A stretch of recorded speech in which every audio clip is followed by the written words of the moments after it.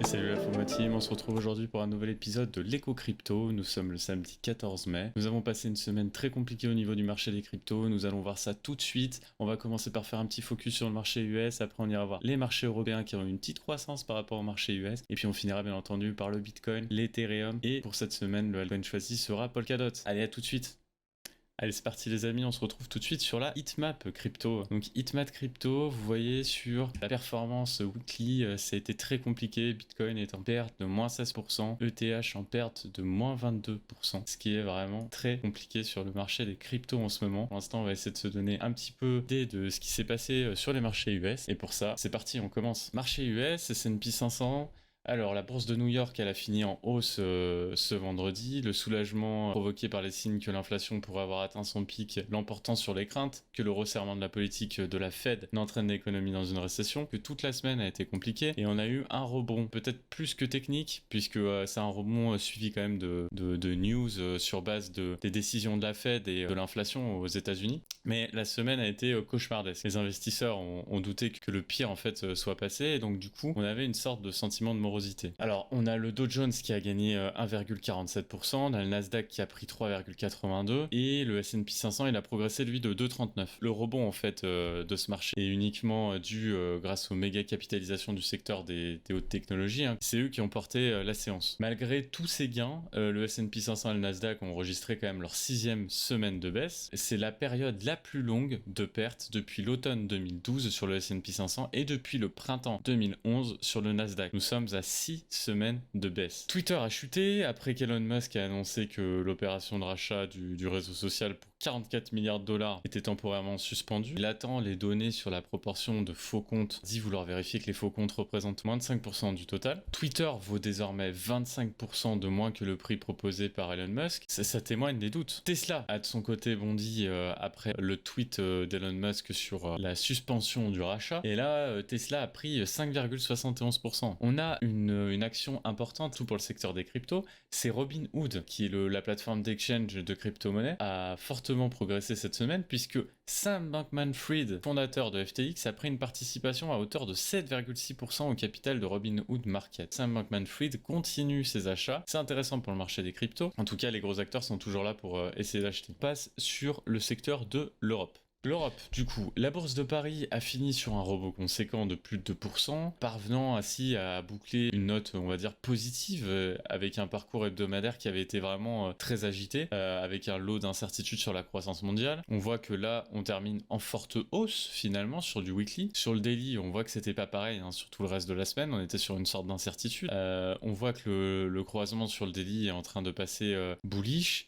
Sur le weekly, c'est toujours en cross bearish sur le sentiment de marché, sur du CAC 40. Mais c'est un peu mieux, je dirais, que les États-Unis. En tout cas, le marché a fait un petit peu moins peur. Alors, il y a beaucoup de craintes qui se sont accumulées cette semaine. Crainte que le resserrement monétaire de la réserve fédérale américaine finisse par provoquer une récession. Inquiétude concernant la guerre en Ukraine, dont on ne voit pas vraiment le bout. Et il y avait aussi la news relative au confinement en Chine, qui provoque une énorme panne vis-à-vis de la supply chain pour toutes les industries et pour beaucoup de secteurs. Problème d'approvisionnement. Aujourd'hui, le marché avait envie de monter sur la journée du vendredi. C'est un rebond technique qui a été aidé par notamment les propos de Jérôme Powell, le directeur de la Fed, qui s'est dit favorable à 2 hausses de 0,5 points de pourcentage sur les taux directeurs lors des 2 prochaines réunions de l'institution de la Réserve fédérale. Si l'économie évolue comme prévu, donc il faut toujours faire attention, il peut toujours relever un peu plus fortement, mais ils ont en tout cas indiqué, voilà, ça à prendre avec des pincettes, mais que la Fed justement n'envisageait pas un relèvement des taux à 0,75 points. Ça a rassuré du coup les investisseurs, puisque la semaine dernière on avait toujours cette rumeur, ils ont réaffirmé que c'était pas le cas. À voir maintenant le reste de la semaine et voir comment l'économie va évoluer.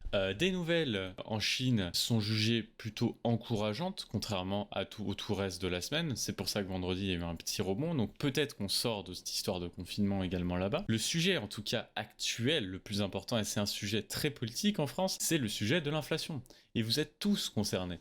Le sujet de l'inflation, c'est le premier sujet sur lequel vous êtes impacté. Le sujet de l'inflation, il est très compliqué en Europe. La zone euro, on sait que c'était 7,5%. On sait qu'en France, chiffre d'avril, on était aux alentours des 4,7, si je ne m'abuse. Les institutions, et notamment la Fed, au niveau américain, cette fois-ci sur le dollar, ils sont vraiment confrontés à un exercice très compliqué qui est de juguler l'inflation, de remonter les taux sans provoquer trop de turbulences au niveau des marchés des actifs risqués comme les actions. Si le marché estime bien entendu que la Fed tape trop fort pour casser l'inflation, c'est-à-dire élève un peu trop les taux, les monte à 0,75 ou pire, alors on aura une récession. Mais si la Fed n'en fait pas assez, là tout le monde subira et il y aura une inflation énorme, comme on voit déjà actuellement. Et là, c'est plus les institutions potentiellement qui vont subir tout de suite, c'est les particuliers. Mais du coup, il y aura moins de consommation. Qui dit moins de consommation, dit forcément ralentissement de la croissance des marchés financiers et entraînement bien entendu d'une récession. Donc vraiment il y a ce juste milieu à aller trouver et on va passer au change. Là vous voyez nous sommes sur le dollar. Le dollar américain face à un panier de devises. Vous voyez qu'on avait fait une grosse percée ici, hein, on en avait déjà parlé, on est venu casser des trendlines qui étaient très importantes, qui datent d'il y a un petit moment quand même. Ici, on arrive sur un point où on se dirait potentiellement, est-ce qu'il n'y a pas un ralentissement qui va arriver, parce que le dollar n'aime pas non plus être trop vertical. Là, on est quand même sur un dollar qui est de plus en plus fort par rapport à d'autres devises, parce qu'il y a vraiment des actions qui étaient entreprises par la Fed. L'euro, quant à lui, il est toujours dans une phase baissière face au dollar. On est allé chercher un plus bas qui n'existait pas depuis novembre 2002. On est allé chercher des plus bas qu'on n'avait plus vus depuis décembre 2016, et notamment ces débats qu'on avait eus en mars 2015 et en novembre 2002. Donc on arrive sur une phase critique de l'euro face au dollar. C'est très inquiétant pour l'euro, effectivement. Il va falloir resserrer ça, remonter potentiellement des taux, arrêter le rachat des obligations pour la BCE, ce qui potentiellement pourrait avoir un impact sur la croissance européenne, bien entendu. Stat intéressante, c'est le moral des ménages. Il est en forte baisse. Et tout simplement, ça c'est dû à l'inquiétude sur l'inflation de tous les ménages américains. Et ça, c'est une enquête qui sort de l'Université de Michigan. C'est hyper intéressant de voir ça parce qu'on voit que les gens, leur préoccupation principale, c'est l'inflation. Et c'est normal puisque ça touche directement leur pouvoir d'achat. On a terminé pour les marchés financiers au global. On passe aux cryptos. À tout de suite. Allez, on passe à Bitcoin. Bitcoin, qu'est-ce qu'il faut retenir sur la semaine? Là, vous voyez, on est en weekly, on est en train de faire une sacrée bougie rouge, hein, c'est un petit peu violent. On s'y attendait un petit peu hein, quand même, comme je vous l'avais dit sur l'atelier crypto de la semaine dernière. Le sentiment était vraiment pas très bon de partout. Les indicateurs étaient au rouge, on avait traversé cette trendline ici, on avait traversé celle-là là, donc c'était compliqué, on était vraiment pas très bien. On avait une sorte d'épaule tête-épaule qui était formée ici. Qu'est-ce qu'on s'est dit mercredi? Je vous ai tracé mercredi des niveaux pour essayer de vous rassurer sur Bitcoin parce que c'était un peu compliqué. Je vous ai tracé 2 niveaux en daily. Ce qui s'est passé, c'est que là voilà, on était le 11 mai, c'était le soir du live crypto. On était en train de travailler ces 2 niveaux. Ces 2 niveaux verts, en fait, c'est des niveaux qui sont calculés sur base d'Ishimoku. Ishimoku, vous voyez, on est en train de faire une survente entre tous les indicateurs, c'est-à-dire que le nuage ici est très loin de la Kijun et la Kijun est très loin de la Tenkan et on est bien en dessous de la Tenkan. On est en survente clairement sur Ishimoku. Donc du coup, ce qu'on allait tracer, c'est tout simplement les 2 niveaux daily de la SSB ici, les aplatissements du nuage. On est venu les tracer et vous voyez qu'on est en train de les travailler. C'est des supports qui sont vraiment utilisés par le marché. Vous voyez que là ça touche bien, on est dedans, on essaie de clôturer autour. On a clôturé quand même en dessous, ça a remarqué. Ce qui s'est passé, c'est que la petite clôture en dessous, ça nous a fait directement parvenir au niveau d'après. Le niveau d'après, pareil, je vous l'avais donné mercredi, c'est le niveau weekly, c'est la ligne jaune. La ligne jaune ici, qui correspond à l'aplatissement de la Kijun en weekly. Cet aplatissement de la Kijun en weekly, aux alentours des 26 000, je vous avais dit, voilà, il y a le chiffre psychologique des 26 000, on va retenir celui-là. Vous voyez qu'on est allé chercher un chouïa en dessous, on est allé chercher les 25 500. 25 500, c'est l'équivalent du nouvel aplatissement ici de la Kijun. Je pense que le marché a pricé globalement en Ishimoku, ils ont pricé les 26 000. Je vous ai donné ma strat. C'est de façon d'aller recharger dans les zones de rechargement ici en DCA et de prendre des bonnes positions sur les supports weekly. Les supports weekly, ici, vous voyez sur les positions à 26 000, mes ordres sont passés. Ici, on est à réintégrer directement, vous voyez, sur la journée du 12 mai, il y a eu un fort rachat ici au 26 000 dû à ce support de la Kijun hebdo et on a réintégré nos 2 supports de la SSB en quotidien ici. Ok ? Donc là, il va falloir tenir ces supports. On va voir sur le week-end. Il n'y a pas grand-chose généralement qui se passe sur le week-end. On va voir dans la nuit quand même s'il ne va pas y avoir des problématiques. Mais il faut tenir ces deux supports. Si on ne tient pas ces deux supports, il va falloir qu'on tienne et qu'on évite une clôture en dessous de cette ligne jaune. Ok? Sinon, ça va donner un indicateur très mauvais pour le marché. Et ce qui va se passer, c'est qu'on ira sûrement chercher plus bas. Et le deuxième support weekly sur Kijun, c'est tout simplement le support des 23 000. Vous voyez, c'est l'aplatissement de ma SSB ici. Donc ça sera un support qui sera vraiment majeur ici. Si on traverse les 26 000, les 23 000, ça sera un support assez majeur. Les 22 900, on va considérer que c'est 23 000 d'un point de vue psychologique. Voilà, donc ça c'est ce que je peux vous dire. En tout cas, ici on est dans des zones de rechargement qui sont intéressantes pour le long terme. Après, ça c'est à vous de voir votre position sur le marché des cryptos, si vous y croyez ou non. Si vous croyez aux cryptos, de toute façon, je pense qu'avoir un bac de BTC, c'est hyper important. C'est ce qu'il y a de plus stable. On conseille toujours le bac de BTC, le bac de TH. On va aller voir sur ETH, ça a été très intéressant. Je vais vous montrer quelque chose que je vous avais montré il y a un petit moment maintenant, mais sur lequel les acteurs se focalisent toujours. Donc ça, c'était pour BTC. On termine juste avec la Kijun. La Kijun Monthly, comme vous le savez, descendu en dessous. Je vous avais dit, on est en bear market si on clôture le mois en dessous de cette Kijun. Pour l'instant, nous ne sommes pas à la fin du mois. Après, ça se profile pas très bien, on est d'accord. On est en train de mécher, en tout cas, et de travailler un niveau qui est vraiment en dessous de la Kijun. Pour essayer de récupérer la Kijun et considérer que nous ne sommes pas en bear market, il faudra aller récupérer à la fin du mois, c'est-à-dire dans 15 jours, 37 000 dollars. C'est toujours possible. Si on récupère pas ces 37 000 dollars, on fera un tweet spécial pour ça et on essaiera de faire potentiellement, je sais pas, un live en fin de mois. Mais pour moi, c'est le signal pour dire que nous sommes en bear market. Alors, faites très attention. Chaque fois qu'on a clôturé en dessous, on a fini en bear market ici. Vous voyez? Donc, à regarder la Kijun en monthly. Je vous le dis depuis quelques semaines maintenant. On passe à ETH. Ok, ETH. Ce qu'il faut retenir.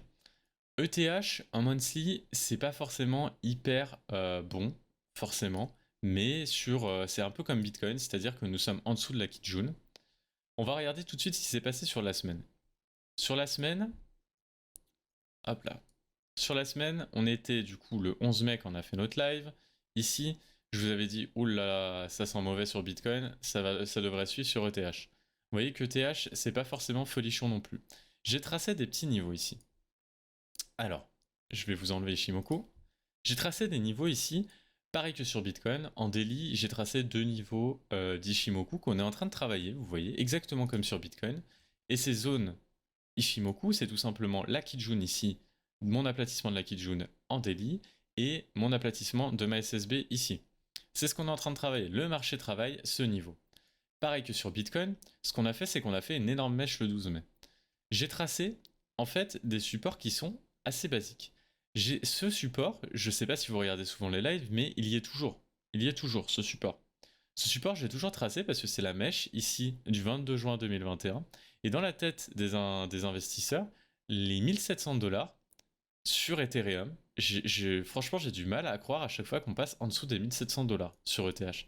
Si on passe en dessous des 1700 dollars, pour moi, c'est vraiment un super signe pour ETH pour en acheter, en fait, tout simplement.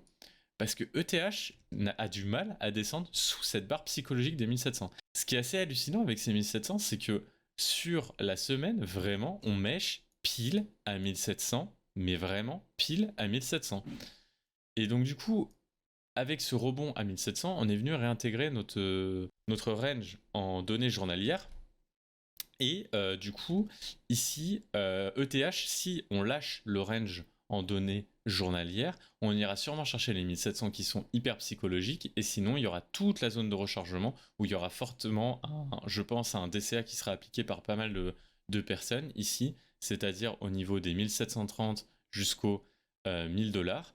Et je pense qu'on n'ira pas forcément chercher les 1000 dollars, mais on va dire que le support maximal sur ETH, c'est, en fait, il y en a deux. Il y en a un, c'est la Kijun, l'aplatissement de la Kijun, et l'autre, c'est un aplatissement assez léger de la SSB ici, aux 1165 dollars et 1179 pour le premier support. Voilà ce qu'il faut retenir sur ETH. Il faut qu'on reste dans le range de ces deux lignes vertes qui sont Ishimoku en daily. Et il ne faut pas qu'on descende en dessous des 1700, sinon on risque d'aller chercher le bas de la zone de rechargement avec les 1002 et les 1100 à peu près. Voilà ce qu'on peut dire sur ETH. On passe tout de suite à Polkadot. Alors les amis, sur Polkadot, on regarde ça tout de suite. Alors, qu'est-ce qu'on a sur Polkadot? En fait, on a un petit peu pareil que tous les setups de crypto en ce moment.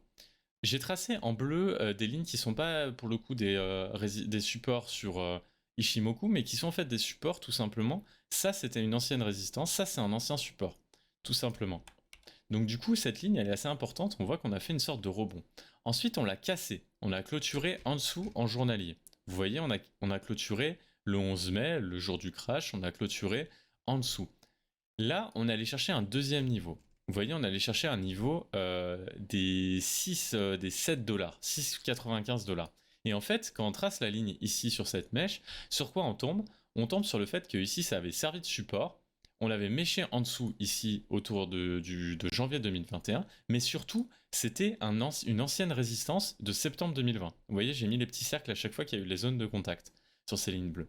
Donc les lignes bleues, finalement, c'est un peu nos supports et nos résistances qu'on avait eu auparavant. Et le marché, en tout cas, pour l'instant, avait déposé ses ordres là-dessus. Ensuite, j'ai tracé 2 niveaux en Ishimoku. Ici, vous avez déjà la zone de rechargement institutionnel qu'on a bien entendu dépassée, puisque nous sommes dans une situation assez tendue sur les marchés. Je vous ai tracé ensuite 2 zones d'Ishimoku. Ce sont des supports en daily. Vous voyez, ici, on a un support à 12 dollars, et ici, on a un support qui est relatif à la Kijun, l'aplatissement de la Kijun, à 14 dollars. Ces supports, ils ont été complètement percés à cause du marché. Finalement, en fait, ces supports, ils vont plus nous servir de résistance, et c'est ce qu'on va essayer de voir réintégrer, je pense. Donc, je vous ai tracé ces deux lignes qui vont créer potentiellement une sorte de range qu'il va falloir réintégrer. On est bien d'accord qu'il y a également ce support aux 13 dollars, mais je considère que je prends le support le plus haut et celui le plus bas pour essayer de créer une sorte de range à réintégrer. On regardera plus en détail le jour où ça réintègre. Voilà ce qu'on peut dire sur Polkadot. En weekly, il n'y a pas grand chose de nouveau. On voit que la lagging span est en train de travailler le support des 10,48 qui tout simplement nous sert actuellement de support en daily et qui est à un niveau que nous avions travaillé et que je vous avais retracé en journalier tout à l'heure. Voilà ce qu'on pouvait dire sur Polkadot. Donc, il faut tienne, on tienne ces niveaux. Il faut qu'on tienne ces niveaux sur Bitcoin, sur ETH, sur Polkadot, sur tout le marché des cryptos. Il faut tenir les niveaux qu'on a actuellement. Si on ne tient pas ces niveaux, attention, on risque de retomber sur les niveaux où on avait méché sur la journée du 12 mai. Donc attention, il faut vraiment qu'on tienne actuellement toutes les lignes vertes que je vous ai tracées en Ishimoku. C'est hyper important. Les amis, n'hésitez pas à lâcher un petit pouce bleu sous la vidéo et n'hésitez pas à activer l'abonnement sur YouTube, à activer les notifications. C'est gratuit, ça sert au référencement pour l'atelier crypto. Je vous invite également à aller voir nos lives Twitch tous les mercredis soirs à partir de 20h30 avec Tesla. Et je vous invite également à aller voir toutes les autres vidéos de la chaîne. Il y a des résumés de tous les lives des mercredis soirs. Vous avez également toutes les vidéos de l'éco crypto qui sortent les samedis. Je vous souhaite un excellent week-end. Merci à tous pour votre visionnage. Ciao ciao la FOMO team.